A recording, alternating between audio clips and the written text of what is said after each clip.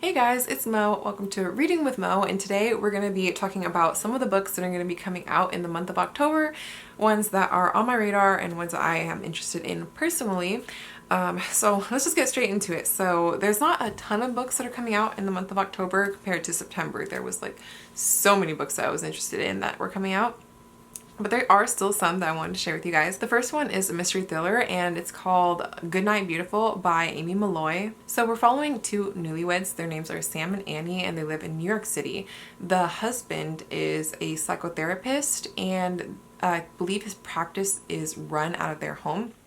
But somehow through like a ceiling vent or something, the wife is able to see and or hear his sessions with his clients. So of course, with the temptation to listen in and with the types of clients that he works with, she definitely takes advantage of that.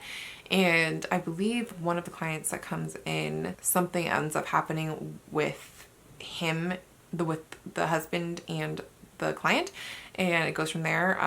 So yeah, this sounds like a really interesting book, and for a mystery thriller, I'm just really interested to see where this goes and if the author is able to pull this kind of trope off successfully or not. The next book we have is a graphic novel, and this is probably my most anticipated book that's going to be coming out next month, and it's the graphic novel adaptation of Long Way Down by Jason Reynolds, which I love Jason Reynolds books, and this one is the adaptation of one of his young adult novels where the main character, whose name's Will, and his older brother Sean has been shot and he wants to basically avenge his death, and he's taking the elevator from the top of their apartment building to the bottom floor. As he descends each level down on the elevator, a different person gets on the elevator that can just provide a different perspective for him and make him really consider what he's going through, how he's feeling. And I really enjoyed the book. I would love to reread it, but I want to read the graphic novel first, I think, before I go back and reread the actual book itself. Okay, the next book that I want to talk about, I think I mentioned already earlier in the year,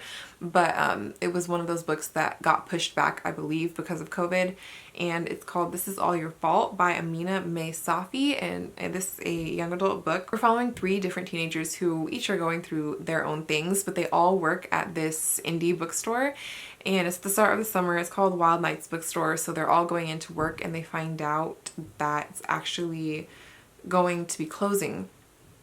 So they decide that they're going to do something to try and save the bookstore, and I just think that it's really cute and it sounds like a really cute novel and something I could see as like a movie. I don't know why, but I'll check it out and see if it's any good or not. Next we have a fiction book called Dear Child by Romy Hosman, and this one is a book in translation. So we're following a woman who escapes her captor. I believe she was gone for about 14 years.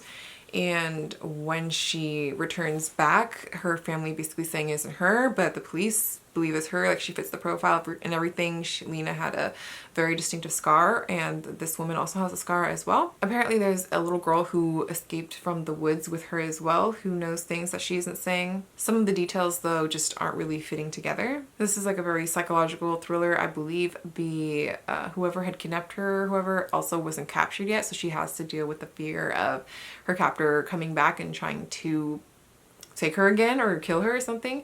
I haven't read much mystery thrillers lately, and lately like that's just like really what's been calling to me, so this book sounds really interesting. And so the next one is also, I believe, a mystery or some type of thriller. It's called Five Total Strangers by Natalie D. Richards, and this one is in the young adult genre. We're following Mira, who's going home for the holidays, and there's this incoming blizzard that happens, so her connecting flight is canceled and she might be stuck at the airport, but then her seatmate from her initial flight offers her a ride.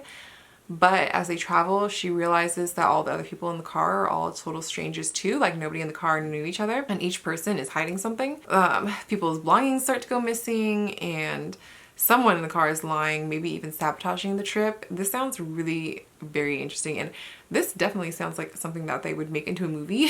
So I'll definitely have to give this one a read and see whether it's a good mystery or not. The next one is also a mystery thriller, and that's Leave the World Behind by Rumaan Alam.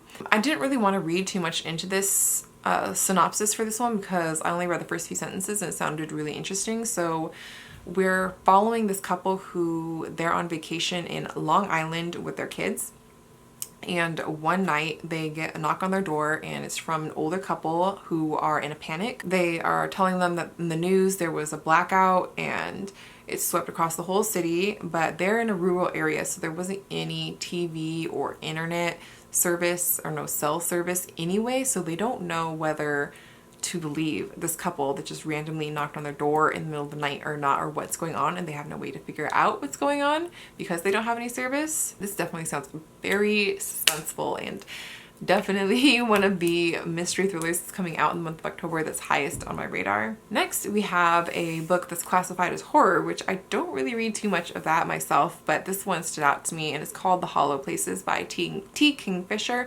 I might wait to see the reviews on this one before I read it myself, but it sounded pretty interesting. So we're following a main character, her name's Kara, and she finds this mysterious bunker. It's hidden behind a hole in the wall of her uncle's house.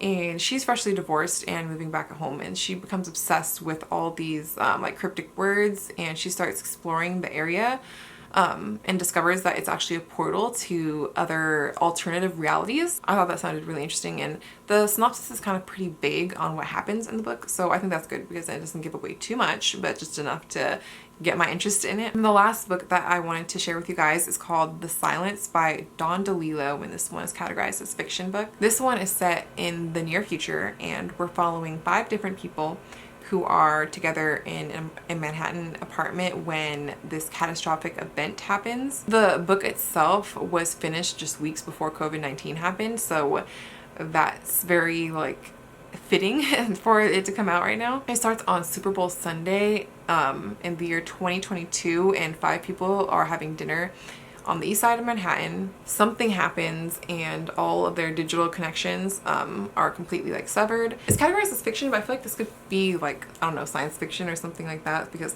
it's dealing with what seems to be either like an apocalypse or something. I don't know.